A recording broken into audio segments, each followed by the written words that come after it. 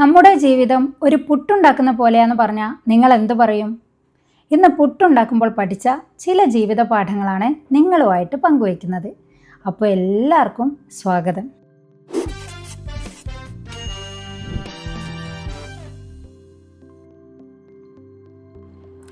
നമ്മൾ ഉണ്ടാക്കുന്ന വിഭവങ്ങളിൽ ഏറ്റവും എളുപ്പത്തിൽ ഉണ്ടാക്കിയെടുക്കാവുന്ന ഒരു വിഭവമല്ലേ പുട്ടെന്ന് പറയുന്നത്. ഈ പുട്ടാണെങ്കിൽ പോലും നമ്മൾ വെള്ളമൊക്കെ ചേർത്ത് മിക്സാക്കി എടുക്കുമ്പം കുറച്ച് വെള്ളം ചേർത്തിട്ട് വളരെ മെല്ലെ മെല്ലെ അതിനെ കുഴച്ചെടുക്കുമ്പോഴാണ് നല്ല സോഫ്റ്റ് ആയിട്ടുള്ള നല്ല ഒരു പുട്ട് നമുക്ക് കിട്ടുന്നത്. നമ്മളെ സ്വയം ശക്തരാക്കാൻ വേണ്ടിയിട്ട് നമുക്ക് ഏറ്റവും കൂടുതലായിട്ട് വേണ്ടത് ക്ഷമയാണ് എന്നതാണ് ഞാൻ ഇന്ന് പഠിച്ച ഏറ്റവും ആദ്യത്തെ പാഠം. ഞാൻ എൻ്റെ മകനോട് ക്ഷമയെക്കുറിച്ച് പറയുമ്പോൾ എപ്പോഴും എക്സാമ്പിളായിട്ട് എടുക്കുന്നത് ബാംബൂ ട്രീ ആണ്. ബാംബൂ ട്രീ എന്ന് പറയുമ്പോൾ മുളവൃക്ഷം. നമ്മളെല്ലാ ദിവസവും എത്രയൊക്കെ വെള്ളം ഒഴിച്ച് പരിപാലിച്ചാലും ആദ്യത്തെ 5 വർഷം കാഴ്ചയിൽ പ്രത്യേകിച്ചൊരു വളർച്ചയൊന്നും നമുക്കതിന് കാണില്ല. അതിൻ്റെ അർത്ഥം അത് വളരുന്നില്ലെന്നല്ല, അത് ഭൂമിക്കടിയിൽ ക്ഷമയോടുകൂടെ അതിൻ്റെ വേരുകളെ ബലപ്പെടുത്തിക്കൊണ്ടേയിരിക്കുകയായിരുന്നു. പിന്നെ പെട്ടെന്നൊരു ദിവസമാണ് അത് നല്ലൊരു വളർച്ചയിലേക്ക് എത്തുന്നത്. ഞാൻ പറഞ്ഞത് അതുപോലെയാണ് നമ്മുടെ ജീവിതവും. ഈ പുട്ടുപൊടിയെ കുറച്ച് വെള്ളം ഒഴിച്ച് മെല്ലെ മെല്ലെ നമ്മൾ മയപ്പെടുത്തി എടുക്കുന്നത് പോലെ തന്നെ നമ്മൾക്കൊരു സഡനായിട്ടൊരു സക്സസ് വേണമെന്നുണ്ടെങ്കിൽ നമ്മളെയും മെല്ലെ മെല്ലെ നമുക്ക് ക്ഷമയോടെ വളർത്തിയെടുക്കാൻ കഴിയും എന്നാണ്.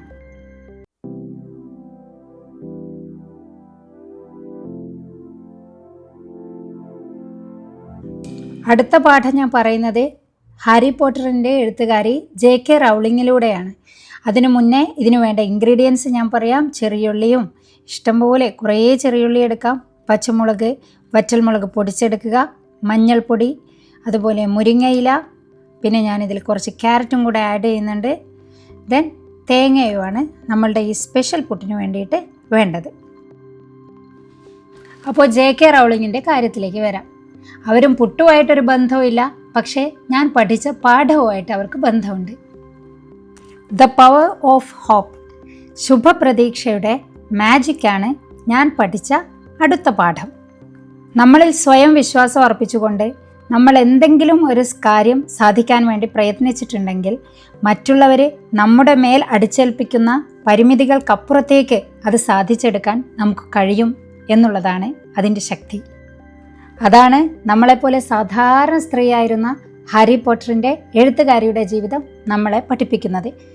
നമ്മളുടെ പുട്ട് അവസാനമായി വരുമ്പോൾ നിങ്ങൾക്ക് മനസ്സിലാവും അതും ഇതൊക്കെയായിട്ട് എന്താണ് ബന്ധം എന്നുള്ളത്.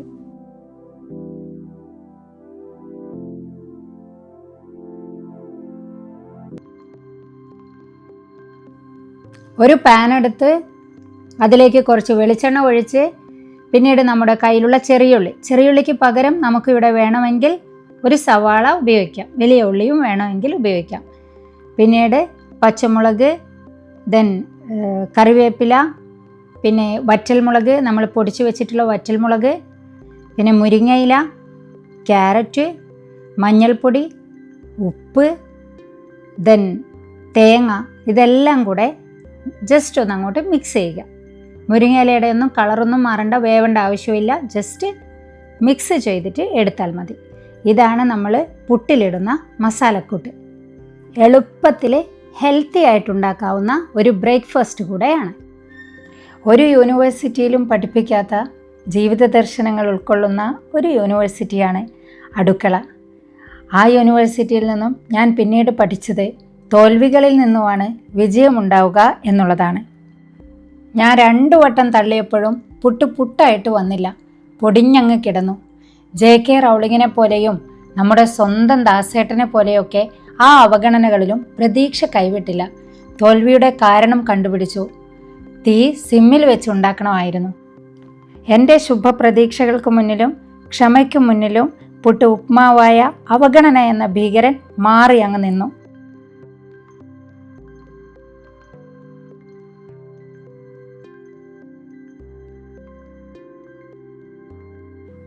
അതാണ് ഞാൻ തുടക്കത്തിൽ പറഞ്ഞത്, ജീവിതം എന്നാൽ പുട്ടുണ്ടാക്കുന്ന പോലെയാണെന്ന്. പുട്ടുണ്ടാക്കുമ്പോൾ പിന്നിൽ നിന്ന് പതുക്കെ തള്ളിയാൽ മാത്രമല്ലേ അതിന് ഷേപ്പ് ഉണ്ടാവുന്നത്. അതുപോലെ തന്നെയാണ് ജീവിതവും. ജീവിതത്തിലും നമുക്ക് ചെറിയ ചെറിയ തള്ളലുകൾ ആവശ്യമായിരിക്കും. നമ്മൾ സ്വയം നമ്മളെ ഒന്ന് പുഷ് ചെയ്യണം. ചെറിയ ചെറിയ തള്ളലുകളും ക്ഷമയും നമ്മുടെ പ്രതീക്ഷയും എല്ലാം കൂടെ ചേർത്ത് നമ്മളൊരു കാര്യം ചെയ്യുകയാണെങ്കിൽ ഒടുവിൽ വലിയ മാറ്റങ്ങളായി അത് തിരിച്ചു കിട്ടും. അപ്പോൾ ഇതാണ് ഇന്നത്തെ അവസാനത്തെ പാഠം. ഇതുപോലത്തെ ജീവിത പാഠങ്ങളുമായിട്ട് ഇനിയും നമുക്ക് കാണാം.